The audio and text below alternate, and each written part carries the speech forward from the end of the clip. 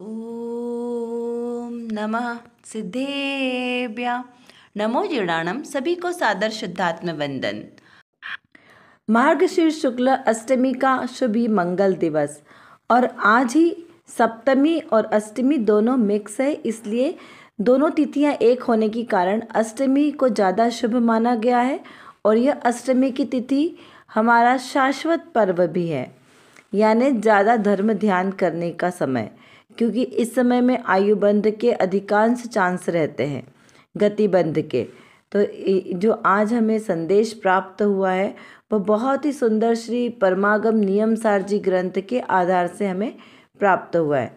कुंद कुंद देव द्वारा विरचित यह परमागम मनुष्य के जीवन के लिए अत्यंत उपयोगी ग्रंथ है। देखिए यहाँ पर क्या लिखा है कि वह धर्म है जहाँ दया है, वह तप है जहाँ विषयों का निग्रह है, वह देव है जो अष्ट दोष रहित है, इस बात में संशय नहीं है। देखिए यहाँ पर तीन चीज़ें बताई है, तीन के लक्षण बताए, किसका? धर्म का, तप का और सच्चे देव का। तीन चीज़ों के लक्षण बताए हैं और उसमें क्या कहा कि यहाँ पे संशय नहीं है। क्यों संशय नहीं है? क्योंकि ये वीतराग की वाणी है, ये सर्वज्ञ देव द्वारा कही गई वाणी है। तो जो वाणी सर्वज्ञ देव के द्वारा कही जाती है वह हमेशा सत्यार्थ ही होती है, उसमें संशय का कोई अवकाश नहीं होता है। देखिए संशय विपर्यय अनध्यवसान ये कहाँ होते हैं? मिथ्या ज्ञान में होते हैं, क्योंकि मिथ्या ज्ञान के दोष है ना। तो जब ज्ञान मिथ्या होता है तब वहाँ पे संशय विपर्यय अनध्यवसान होता है, लेकिन जो ज्ञान सम्यक होता है वहाँ पे संशय आदि ये दोष नहीं होते। और सर्वज्ञ की वाणी सर्वथा दोष रहित होती है, उसमें किसी प्रकार का दोष नहीं होता है, क्योंकि वीतरागता की वाणी अक्षरंश सही होती है। चाहे हमें वो समझ में आए चाहे नहीं आए, हमारे ज्ञान का विषय बने या ना बने, क्योंकि देखिए जो अलौकिक गणित है ना वो हमारे दिमाग से बाहर जाता है, उतनी कल्पना शक्ति भी हमारी नहीं है। तो जो कल्पना शक्ति हमारी नहीं है तो इसका ये मतलब नहीं निकालना कि ऐसा नहीं होता, ये तो काल्पनिक बात है। नहीं, जो बात सर्वज्ञ देव ने कही है उस पर हमें दृढ़ श्रद्धान होना चाहिए कि सर्वज्ञ के देव की वाणी कभी झूठी नहीं होती है। तो जो बताया वस्तु का स्वरूप वो ऐसा का ऐसा ही है, ऐसा मानना ये हमारी आज्ञा प्रधान सम्यक्त्व है। क्या कहा मैंने? सर्वज्ञ की देव की वाणी अक्षरंश सत्य है, प्रमाणित है। वो जैसा वस्तु का स्वरूप बताया है बिल्कुल वैसा का वैसा ही है। तीन रोग की रचना जैसी बताई है वैसी ही है। ऐसी दृढ़ निर्णय करना, श्रद्धान करना वही सम्यक्त्व है, आज्ञा सम्यक्त्व। गाथा की हरि गीतिका में आता है, नियम से निज द्रव्य में वह द्रव्य समता भाव है, हे धर्म का उपदेश यह जान लो परमार्थ से। तो यहाँ पे धर्म कहा कि धर्म क्या है? दया। दया नाम ही धर्म है। अब दया किसकी करना? सबसे पहले तो अपनी आत्मा की दया करना, सबसे बड़ी दया अपनी आत्मा की दया है। फिर बाहर में सटकाए के जीवों की हिंसा से बचना, विरक्ति का भाव। सटकाए के जीव कैसे? 5 प्रकार के एकेंद्रीय जीव यानी स्थावर और त्रस, इस प्रकार के सटकाए के जीव। और अंतरंग में देखें तो 5 इंद्रियां और एक मन, इस प्रकार के 6 प्रकार के जीवों की रक्षा करना। तो उसको क्या कहा? धर्म। जीवों की रक्षा करना वही धर्म है। फिर तप। तप कैसा? विषय कषायों का निग्रह, किसी भी प्रकार के विषय कषाय के भाव नहीं हो, उन्हें कृत कारित अनुमोदना के द्वारा उनका निग्रह होना। यहाँ त्याग शब्द यूज नहीं किया, भाव नहीं, निग्रह यानी उनका पूर्णतः आत्मा से हट जाना, उसको कहा यहाँ पे निग्रह। और फिर सच्चे देव शास्त्र गुरु जो वीतरागी सर्वज्ञ देव हैं, जो 18 दोषों से रहित हैं। कौन से? क्षुधा तृषा आदि जो 18 दोष है उन सब से रहित हैं, वही सच्चे वीतरागी देव हैं। तो इस प्रकार उनके प्रति श्रद्धा रखना, विश्वास रखना, निर्णय रखना पक्का, उसी को यहाँ पर धर्म कहा है और सच्चे देव कहा है, सच्चा तप कहा है। अब देखिए, अब यहाँ पर एक प्रश्न है कि दिन में 1 घंटे शास्त्र वाचना मनन करें तो पुण्य बंध होता है, इस प्रकार से प्रश्न किया है। तो उसका समाधान करते हुए गुरुदेव श्री ने कहा है कि 23 घंटे का पाप और 1 घंटे का जरा सा पुण्य और वो भी कैसा, मनुष्य भाव में। तो यह तो मनुष्य भाव को हारने जैसा है। कोई न्याय की बात है क्या? 24 घंटे में से तुम 23 घंटे तो पाप कार्य करो और 1 घंटा धर्म करो, वो भी कैसा, सही वाला नहीं करो। तो ये तो मनुष्य भाव को हारने जैसा है। सत्समागम में रहकर 2-4 घंटे शास्त्र वांचन मनन हो तब तो पुण्य भी बंधे। मतलब जो 1-8 घंटे करे तो उसमें तो पुण्य का बंध भी नहीं है। तो यहाँ कह रहे हैं कि 2 से 4 घंटे शास्त्र वांचन करे, मंद कषाय के साथ में चिंतन मनन करे, तब तो कहीं पुण्य बंध के भी आसार दिखेंगे, वरना तो पुण्य बंध भी नहीं है। तो उसे कुछ स्वर्ग और मनुष्यपना भी मिले कि अगर पुण्य बंध किया तो कुछ स्वर्ग या मनुष्य गति का बंध हो सकता है, और यदि ऐसा नहीं किया तो नरक तिर्यंच गति तो हमारे पास खुली है ही पूरे रास्ते वहाँ के। यहाँ पर भी समय नहीं होता। कैसा कि यहाँ मनुष्य भाव में इतना समय हमारे पास है तो भी हम समय तो नहीं निकालता, और स्वर्गाधिक में भी जाएगा तो वहाँ पर भी धर्म ध्यान नहीं करेगा, क्योंकि भवनात्रिक में उत्पन्न होगा ना, तो वहाँ पर तो बस समय का बर्बादी करना है वो भाव को भी। तो इस प्रकार यहाँ समझना कि वहाँ पे भी वो धर्म नहीं करेगा। तो मुश्किल से 1-8 घंटे धर्म में जाता हो तो बस हो गया। क्या समझता है वो? इस मनुष्य दुर्लभ मनुष्य पर्याय को धारण करके भी वो धर्म ध्यान तो नहीं करता है, बस 1-8 घंटा कहीं मंदिर चला गया। और कुछ लोग तो क्या करते हैं, बस मंदिर के दर्शन करके आ गए, मतलब हम बहुत बड़ा काम करके आ गए। कुछ लोग तो अष्टानिका 10 लक्षण में बस मात्र जाते हैं दर्शन करने के लिए और बोलते हैं हाँ बस हमारा पुण्य, हमारा हमने बहुत पा कर लिया। तो भाई ऐसे मनुष्यों का तो कुछ कार्य का होने वाला नहीं है, क्योंकि ये तो मनुष्य भाव को हारने जैसा हो गया। तो कहा कि बड़े अनुराग पूर्वक आह्लाद पूर्वक गुरुदेव श्री कहते हैं कि राग से भिन्न दयादान का विकल्प है। क्या कहा? राग से भिन्न, राग से रहित होकर दयादान का विकल्प है, उससे भी भिन्न मेरी चीज़ है। जो राग से रहित हो रहा है जीव, उससे भी रहित मेरा आत्मा है। यहाँ क्या मेरी चीज़ किसे कहा? मेरी आत्मा है। किससे? उस राग से भी भिन्न। उसकी दृष्टि और अनुभव नहीं, यानी उसकी दृष्टि और अनुभव करना है, लेकिन जब तक उसकी हमें दृष्टि और अनुभव नहीं हुआ तब तक तो हमारा कोई हम 23 घंटे भी अगर धर्म करेंगे तो भी काम करेंगे। किसके सिवा? जो ये दया दान रागादिक भावों से रहित मेरा निशुद्धात्मा है, उसकी अगर दृष्टि नहीं हुई तो 23 घंटे भी धर्म करना किसी काम का नहीं। और यदि उसकी दृष्टि है, किसकी? अपने आत्म स्वभाव की दृष्टि है, तो 1 घंटा भी बहुत है, अंतर्मुहूर्त भी बहुत है। कब? जब दृष्टि अपने आत्म स्वभाव पर है तो घंटे भर जाए, एक आध शुभ भाव हो, उसमें पुण्य बंध जाए। यानी कि अगर दृष्टि जब अंतर्मुख होगी तो आप अंतर्मुहूर्त के लिए भी धर्म ध्यान करोगे तो भी दृष्टि आपकी कैसी हो जाएगी? अंतर्मुख हो जाएगी, तो वो कार्यकारी होगा, उससे पुण्य बंधेगा। परंतु वह कहीं लंबा पुण्य नहीं मिलता।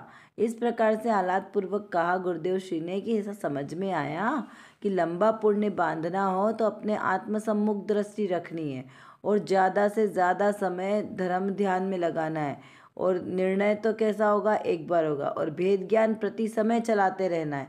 इस प्रकार अपने इस मनुष्य भाव को व्यर्थ नहीं जाने देना है और उसको भरपूर, ये जो मनुष्य भाव मिला है ना, तो इसको भरपूर आत्म साधना में ही लगाना है। इस प्रकार से इसका संदेश का अर्थ निकलता है।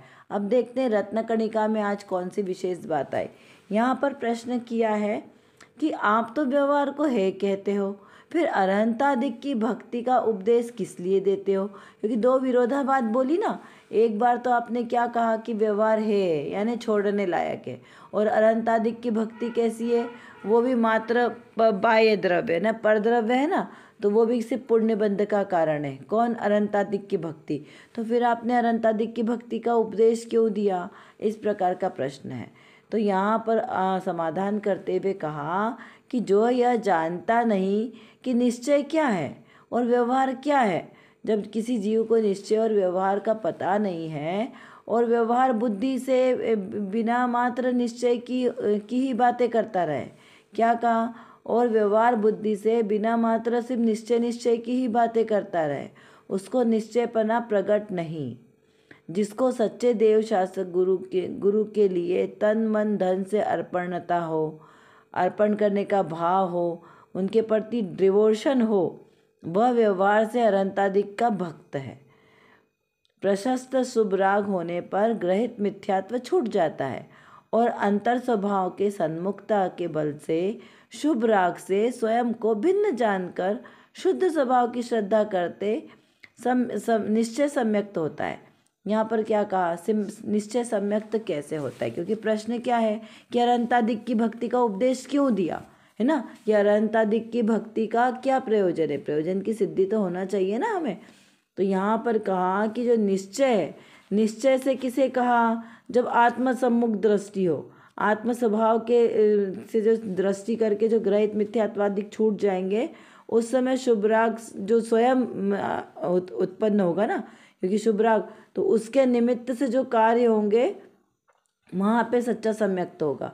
तो पहले यहाँ पर क्या बताया कि जो यह जानता ही नहीं है निश्चय और व्यवहार क्या है, तो वो पहले तो निश्चय और व्यवहार का स्वरूप समझे कि निश्चय क्या है और व्यवहार क्या है। निश्चय हमेशा आत्मा की स्वभाव के आश्रय से होगा और व्यवहार बाह्य क्रियाओं को कहेंगे, जो यानी झूठा है। व्यवहार यानी झूठा है, यह सच्चा नहीं है, मात्र निश्चय तक पहुँचने के लिए साधन मात्र है, वो व्यवहार कहलाता है। और क्या कहा कि व्यवहार बुद्धि के बिना मात्र निश्चय की बातें नहीं कर सकते। व्यवहार बुद्धि यानी व्यवहार में आपको क्रिया तो करनी पड़ेगी, मात्र आप बोलो कि मैं शुद्ध आत्मा हूँ, मैं मात्र ज्ञाता दृष्टा हूँ, तो ऐसे काम नहीं चलेगा कि मात्र सिर्फ मुंह से बोलते जाओ कि मैं तो शुद्ध हूँ, शुद्ध आत्मा हूँ, आत्मा हूँ, और बाहर में आपका अभक्ष आदि का भक्षण भी चलेगा, आपकी पूजा पाठ आदि आप कुछ नहीं करो, तो ऐसी अनीति नहीं चलेगी।